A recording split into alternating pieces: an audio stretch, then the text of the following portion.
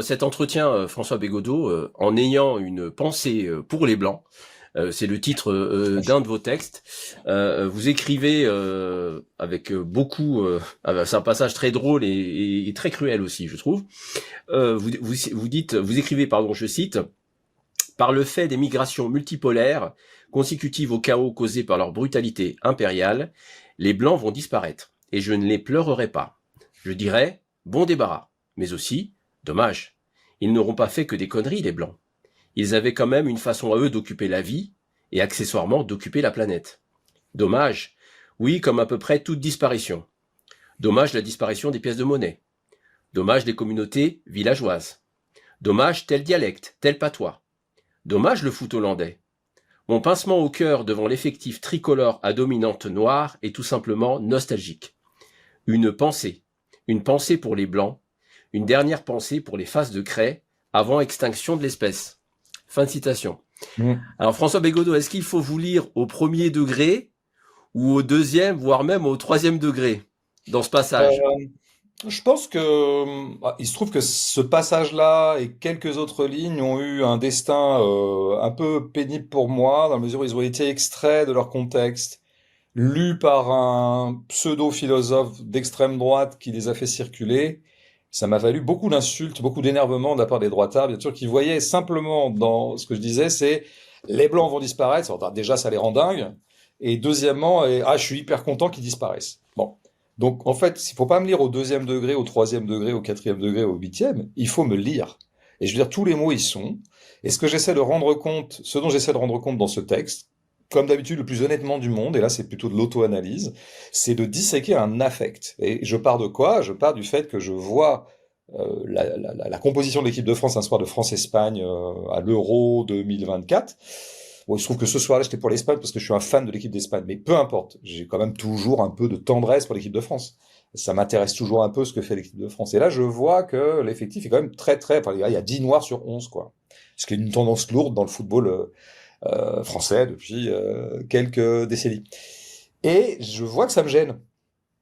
Et donc voilà, c'est tout. C'est toujours très honnête de constater en soi-même des embarras inattendus. Inattendus devant venant d'un mec comme moi, je veux dire, parce que quand on me connaît un peu, je suis pas spécifiquement raciste, je suis pas très très porté sur la fierté identitaire, euh, que la France soit blanche et purement blanche, ça a plutôt tendance à m'effrayer que le contraire comme perspective. Bon, mais il n'en reste pas moins vrai que j'ai un petit pincement et j'essaie d'analyser ce pincement. Et je finis au bout de 6 ou 7 pages, je crois.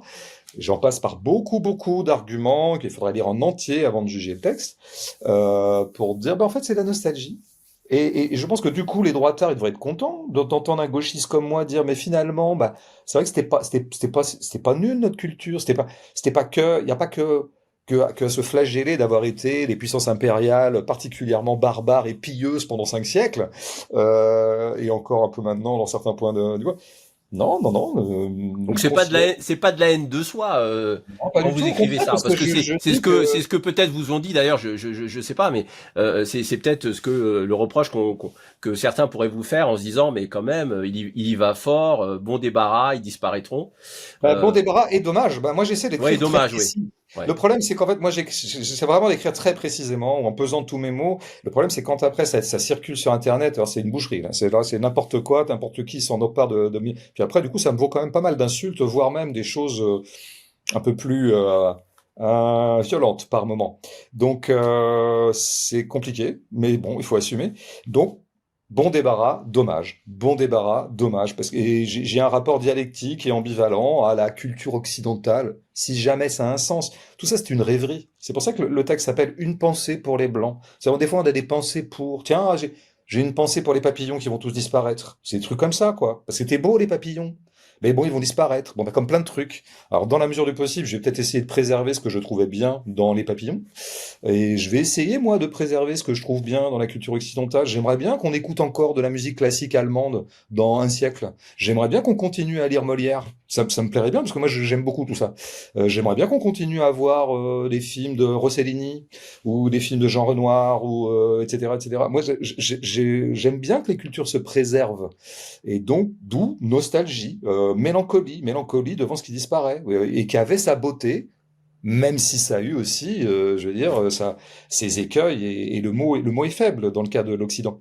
Voilà, c'est comme ça qu'il faut comprendre les choses. Mais je pense que ce texte est beaucoup trop subtil pour circuler sur les réseaux. Après, pour dire les Bah, choses un peu. vous avez réussi d'une certaine manière parce que finalement, alors il y a eu une petite touche de provocation, mais ça fait partie aussi de l'écriture.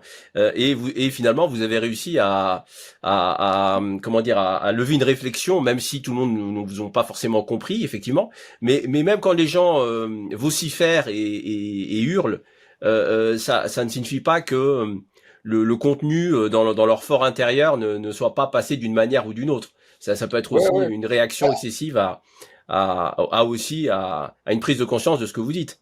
Moi, je me dis à la rigueur que ce texte peut avoir aussi. Moi, je pensais pas mal en l'écrivant à mes copains racisés antiracistes. Ou à mes camarades racisés. Bon, je dis racisés, moi j'aime bien ce mot, hein. Après, on y adhère ou pas.